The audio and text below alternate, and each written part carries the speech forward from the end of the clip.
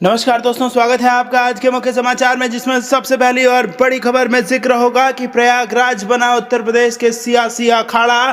प्रियंका गांधी की नजर निषाद वोटरों पर तो अखिलेश यादव देंगे मुस्लिमों को संदेश। दोस्तों, भारतीय जनता पार्टी की उत्तर प्रदेश में बढ़ सकती हैं मुश्किलें। दूसरी बड़ी खबर में जिक्र होगा कि बरनाला में हुई रैली में बोले किसान, दिल्ली पुलिस आई पंजाब तो होगा उनका घेराव, और इसी के साथ फाड़ दिए सारे नोटिस। और तीसरी बड़ी खबर में जिक्र होगा कि आगामी विधानसभा चुनावों में हिमाचल, पंजाब और हरियाणा में होगी कांग्रेस की जीत। ये बड़ा बयान दिया है राजीव शुक्ला ने। दोस्तों, हर एक खबर की गहराई में आपको ले जाएंगे, लेकिन उससे पहले अगर आपको भी ऐसा लगता है कि भाजपा की उल्टी गिनती शुरू हो चुकी है, तो आप अभी इस वीडियो को लाइक कीजिए और इस लाल बटन को दबा के चैनल को फ्री में सब्सक्राइब करके घंटी बजाकर कमेंट में लिखिए जय हिंद। दोस्तों, रुक करते हैं तमाम बड़ी खबरों की तरफ। प्रयागराज बना यूपी का सियासी अखाड़ा। प्रियंका गांधी की नजर निषाद वोटों पर तो अखिलेश देंगे मुस्लिमों को संदेश। जी हां दोस्तों, उत्तर प्रदेश में अगले साल होने वाले विधानसभा चुनाव के लिए कांग्रेस महासचिव और यूपी प्रभारी प्रियंका गांधी प्रयागराज को सियासी केंद्र बनाने में जुट गई हैं। प्रयागराज के जरिए कांग्रेस पूरे पूर्वांचल में अपनी पैठ मजबूत करने की रणनीति अपना रही है। पिछले 10 दिनों के अंदर 2 बार प्रयागराज का दौरा करके राजनीतिक समीकरण साधने की कवायद करती नजर आई हैं। वहीं अब सपा प्रमुख अखिलेश यादव भी सोमवार को प्रयागराज दौरे पर पहुंच रहे हैं। प्रियंका रविवार को निषाद समुदाय के बीच रहीं तो अखिलेश मुस्लिम समुदाय के साथ रहेंगे। माघ मेले में मौनी अमावस्या स्नान पर्व पर संगम में डुबकी लगाने के बाद प्रियंका गांधी रविवार को दोबारा से प्रयागराज पहुंची थी। प्रयागराज के बसवार गांव में पुलिस ज्यादती का शिकार हुए निषाद समुदाय के पीड़ितों से मुलाकात कर प्रियंका उनके जख्मों पर मरहम लगाने की कवायद करती दिखी। इस मौके पर उन्होंने पीड़ित निषादों से हमदर्दी जताई और उनकी लड़ाई में हर तरह से साथ निभाने का वादा किया। वहीं अब अखिलेश यादव प्रयागराज में पूर्व केंद्रीय मंत्री सलीम शेरवानी की सरोजनी नायडू मार्ग स्थित निवास पर पार्टी और मुस्लिम समुदाय के चुनिंदा लोगों से मुलाकात कर अपने समीकरण को मजबूत करने की कोशिश करेंगे। सूबे में 22% मुस्लिम वोटों पर कांग्रेस की भी नजर है, जिसके लिए प्रियंका गांधी तमाम कवायद में जुटी हैं। ऐसे में अखिलेश यादव अपने परंपरागत वोटों को किसी भी सूरत में पार्टी से दूर नहीं देना चाहते हैं। सपा की नजर मुस्लिम वोटों पर। सलीम शेरवानी यूपी के बदायूं से भले ही 5 बार सांसद रहे हैं, लेकिन प्रयागराज में उनका पैतृक आवास है। केंद्रीय स्वास्थ्य और विदेश राज्य मंत्री पद पर भी रह चुके शेरवानी ने अपना राजनीतिक सफर कांग्रेस से शुरू किया था, लेकिन 90 के दशक में सपा में शामिल हो गए थे। इसके बाद 2009 में सपा छोड़कर कांग्रेस में आए और 3 चुनाव लड़े और अब फिर अखिलेश की साइकिल को मजबूत करने में जुट गए हैं। सपा में वापसी करने के लिए अखिलेश के साथ उनकी नजदीकियां बढ़ती जा रही हैं। अखिलेश की हर प्रेस कॉन्फ्रेंस में इन दिनों सलीम शेरवानी बगल में बैठे दिखते हैं, जिसके चलते माना जा रहा है कि सपा उन्हें मुस्लिम चेहरे के तौर पर आगे बढ़ा रही है। सपा का मुस्लिम चेहरा रहे आजम खान जेल में बंद हैं और उनकी छवि कट्टर मुस्लिम नेता के तौर पर रही है। बीजेपी सूबे में जिस तरह से हिंदुत्व कार्ड खुलकर खेल रही है और अपना राजनीतिक आधार मजबूत किया है, इसके चलते सपा हार्डकोर मुस्लिम राजनीति को अब खुलकर खेलने से बच रही है और हाल ही के दिनों में सॉफ्ट हिंदुत्व की राह पर अखिलेश यादव चलते हुए दिखे हैं। कांग्रेस छोड़कर सपा में आए सलीम शेरवानी की यह इमेज हार्डकोर मुस्लिम नेता की नहीं रही है, बल्कि वो साफ सुथरी छवि वाले नेता माने जाते हैं। यही वजह है कि अखिलेश इन दिनों सलीम शेरवानी के जरिए मुस्लिम मतों को साधने का दांव चल रहे हैं। रामपुर में आजम खान के परिवार से अखिलेश मिलने गए थे तो उनके साथ सिर्फ सलीम शेरवानी ही थी। इसी कड़ी में अखिलेश उनके प्रयागराज आवास पर पार्टी नेताओं के साथ बैठक करेंगे। माना जा रहा है कि इस बैठक में शेरवानी ने कुछ खास चुनिंदा मुस्लिम नेताओं को बुलाया है, जिनके साथ सपा प्रमुख 2022 के चुनाव को लेकर मंथन करेंगे। साथ ही कुछ नेताओं को सदस्यता भी दिलाएंगे।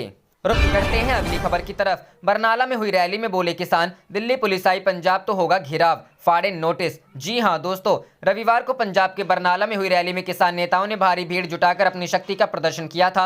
इसमें हजारों लोग इकट्ठा हुए थे। इस पंचायत का नेतृत्व कर रहे भारतीय किसान यूनियन के नेता जोगिंदर सिंह उग्रहन ने दिल्ली पुलिस को चेतावनी देते हुए कहा है कि उसने जिन लोगों के खिलाफ झूठे मुकदमे दर्ज किए हैं, वह उन्हें गिरफ्तार करने पंजाब आई तो पुलिस का घेराव किया जाएगा। इसके अलावा उन्होंने दिल्ली पुलिस के नोटिस को जलाने और फाड़ने का भी ऐलान किया है। दिल्ली पुलिस को चेतावनी। किसान नेता उग्रहन ने दिल्ली पुलिस पर झूठे मुकदमे दर्ज करने की बात कहते हुए कहा है कि पुलिस को पंजाब नहीं आना चाहिए। अगर दिल्ली पुलिस का कोई जवान पंजाब गिरफ्तार करने आया तो उसका घेराव किया जाएगा। उन्होंने इसके अलावा कहा है कि दिल्ली पुलिस के नोटिसों से किसी को डरने की जरूरत नहीं है। वह कहते हैं कि उन नोटिसों को जला दो, फाड़ दो, उसके बाद भी अगर दिल्ली पुलिस का कोई जवान आता है तो पंजाब पुलिस हमारे साथ है। वह कहते हैं कि हम अपने लोगों के साथ खड़े हैं। जिनके पास पुलिस का नोटिस आता है वह उसे मुझे भेजते हैं। किसी को पुलिस के सामने पेश होने की जरूरत नहीं है। झूठे मुकदमे को लगाया आरोप। उग्रहण के अलावा ऐसी की अपील हरियाणा की भारतीय किसान यूनियन के प्रमुख गुरनाम सिंह चढ़ूनी ने भी की है। उन्होंने भी अपने लोगों से दिल्ली पुलिस के नोटिसों को गंभीरता से न लेने और उनके सामने पेश होने से मना करने की बात कही है। उन्होंने कहा है कि केंद्र सरकार हमें तोड़ने के लिए अलग अलग संगठन दिखाने की कोशिश कर रही है। वह कहते हैं कि चाहे घर के भाइयों के बीच कितने ही मतभेद क्यों ना हो, मगर जब कोई बाहरी आता है तो सभी एक होकर मिलकर उसका मुकाबला करते हैं। पीएम पर भी दिखा गुस्सा। जोगिंदर सिंह ने इसके अलावा प्रधानमंत्री मोदी और उनकी सरकार पर गंभीर आरोप लगाते हुए कहा है कि जब हमारा कोई दुश्मन का बेटा भी मारा जाता है तब भी हमको बुरा लगता है और हम दुख जताते हैं, मगर 200 से ज्यादा किसान मारे गए मगर प्रधानमंत्री मोदी के मुंह से एक शब्द नहीं निकला। वह कहते हैं कि प्रधानमंत्री ने तो इसकी जगह किसानों को आंदोलन जीवी कहकर उनका अपमान किया है। वह कहते हैं कि हम अगर आंदोलन जीवी हैं तो उन्हें हमारे उगाए अन्न को नहीं खाना चाहिए। करते हैं अगली खबर की तरफ। आगामी विधानसभा चुनावों में हिमाचल, पंजाब और हरियाणा में होगी कांग्रेस की जीत। राजीव शुक्ला। जी हां दोस्तों, हिमाचल प्रदेश के कांग्रेस प्रभारी और कांग्रेस के वरिष्ठ नेता चुनाव राजीव शुक्ला ने पंजाब केसरी, जगबाणी, नवोदय टाइम्स से खास बातचीत में कांग्रेस कृषि कानून के भविष्य, कृषि कानून व महंगाई समेत तमाम मुद्दों पर बेबाकी से अपनी राय रखी और उन्होंने यह संकेत दिया कि आने वाले कुछ दिनों में कांग्रेस का नया अध्यक्ष मिल जाएगा। कांग्रेस फिर से मजबूती के साथ अपना पुराना परचम लहराएगी। रुख करते हैं अगली खबर की तरफ। किसान आंदोलन। यूपी के शामली में केंद्रीय मंत्री संजीव बालियान का विरोध। बीजेपी नेताओं को गांव में घुसने से रोका। जी हां दोस्तों, नए कृषि कानूनों को लेकर बीजेपी के मेगा प्लान पर किसानों का गुस्सा भारी पड़ रहा है। नए कृषि कानूनों के फायदे बताने पहुंचे केंद्रीय मंत्री संजीव बालियान को रविवार को शामली में भारी विरोध का सामना करना पड़ा। शामली के भैंसवाल में संजीव बालियान और बीजेपी के खिलाफ जमकर नारेबाजी की गई। ग्रामीणों ने मंत्री के काफिले के आगे ट्रैक्टर सटाकर उनको गाँव में घुसने से रोक दिया। इस विरोध पर संजीव बालियान ने कहा है कि 10 लोगों के विरोध करने से और मुर्दाबाद बोलने से मैं मुर्दाबाद नहीं हो जाऊंगा।